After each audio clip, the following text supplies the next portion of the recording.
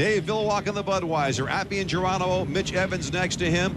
And on the inside, it is the Lumar window fill Miss Kuha with Nate Brown driving. Nate Brown has tucked the yellow boat into lane 1. It looks like the Budweiser will be in about lane 3 with the Appian Geronimo off to his right. Steve David again is going to come from the outside. The Pico American Dream is back a bit in lane 4. He may be attempting to slingshot the start here, John. Sure enough, Steve, there he goes, and a terrific start by Mark Evans. Budweiser, Budweiser got hosed right there. Look at him now, he's coming to the outside.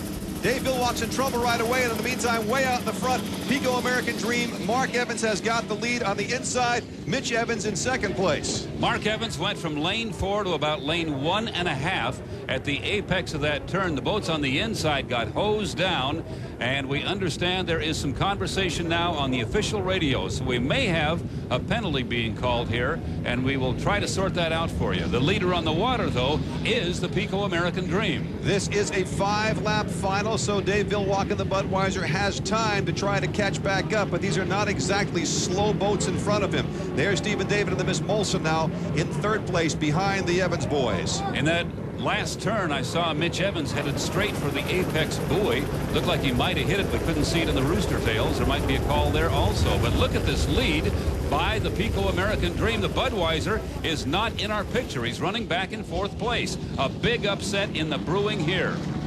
That is about as right as it ever gets, Steve Montgomery. Also, you may have noticed as we went around the last time, the Lumar window fill Miss Kuha. Here it is, Nate Brown down and having to get restarted. Nate got pushed in lane 1 toward the buoys and hosed. He'll try to get up and going once again. Here is Mark Evans out in front of the Pico American Dream, and they do seem to have it going right.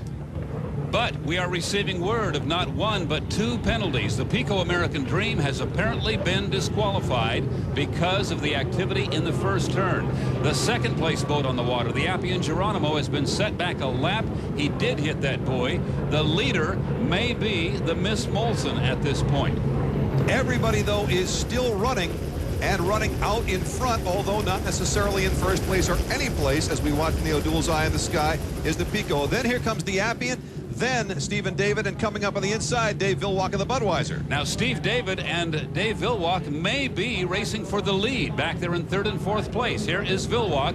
He is 4th, but right now he's going to pull up beside Steve David. According to the officials, that is our race for the lead right there.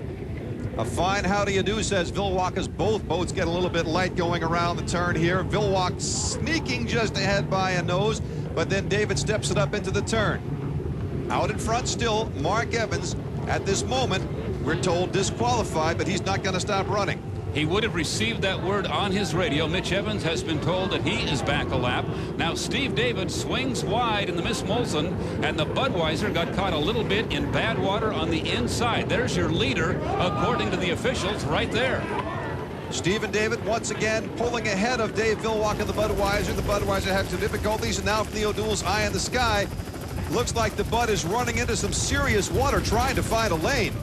Dave Villwock's situation in that turn went from bad to worse. He was in between rooster tails, ended up right in one. Now he is down in speed. If this ruling stands, Steve David and the Miss Molson right there on their way to a tremendous upset.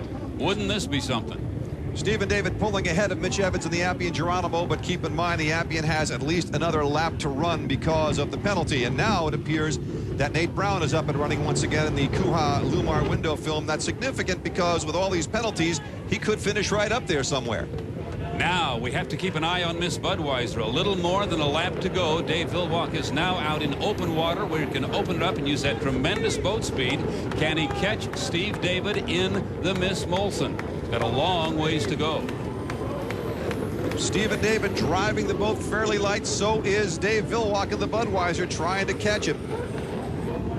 This is as well as we've seen this boat, the U2, go in quite some time. Steve David was on the outside in that mess in the first turn, and that has paid off nicely here. He stayed out of trouble, and Dave Villwock has had nothing but problems trying to find race water here in the final heat. Mark Evans bringing the Pico around. That is the Lumar window fill Miss Kuha he's catching up to. Mark at this moment disqualified, but it looks as if he will come across the line first. Steve David in second place. at this moment. Looks like he will be the winner. But I cannot imagine the Fred Leland camp will not have some serious questions for the officials. They're not going to take being disqualified lightly. Mike Noonan from the helicopter, the chief referee, has sent down word he wants to review the start. So our final results are going to be held off just a little bit here until the referees have had a chance to review their own decision. But so far, the word we have is that the disqualifications and penalties would give this race to Steve David and the Miss Molson. We will have to wait and see on this one.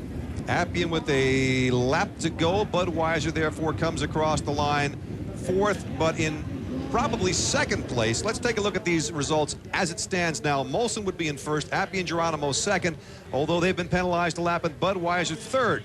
Steve has made his way down to talk with Mark Evans. Well, we'd say congratulations, but apparently we don't know yet. Oh, man, that's the suspense of this whole sport. You know, stuff goes on, and sometimes they got to review tapes. But, hey, we made a good start. The Pico team, you know, pulled together for me and put me a boat together that's starting to run, and I'm just loving it, you know. I want to thanks my local sponsors here, the Days Inn, for staying here and all that good stuff, and thank you, Pico. Appreciate it. If you were disqualified, what would the problem be, do you know? Hard to say. Probably moving over on the guys, but you got 5 boat lengths, man. I got my 5 boat lengths, and I came across, and I was aggressive, and that's what racing's all about. I hit my start just right and whooped on him. Well, maybe later tonight we'll know. Yeah, we'll see. Thanks, guys. And even as they're talking, it turns out we're going to know there has been a change after the review. Stephen David and the U2 have been disqualified. Pico American Dream now is your unofficial heat winner, but Stephen David is not going to let that one go. In fact, here is Steve with Mike Noonan, chief referee, taking a look. What Steve is pointing out, and he's right, he's way on the outside, had nothing to do with causing the problems as the Pico blows by him. Now watch Mark Evans. He turns left in front of 3 boats, but count the boat lengths. Mark is right. By the rules, with 5 boat lengths as an overlap, you can go pretty much where you want. That's exactly what he did. But what we also saw there is that Mitch Evans did not have the 5 boat lengths, in Mike Noonan's opinion, and therefore he's been disqualified. Your winner is Pico American Dream. Here are the O'Doul's high point standings after 5 events, and Budweiser appears to be still running away with it, but it shows here it can, as Dave Villwock said, be beat. Have you ever seen anybody happier to be second? Look at Stephen David. Steve, 20. He said, you ready?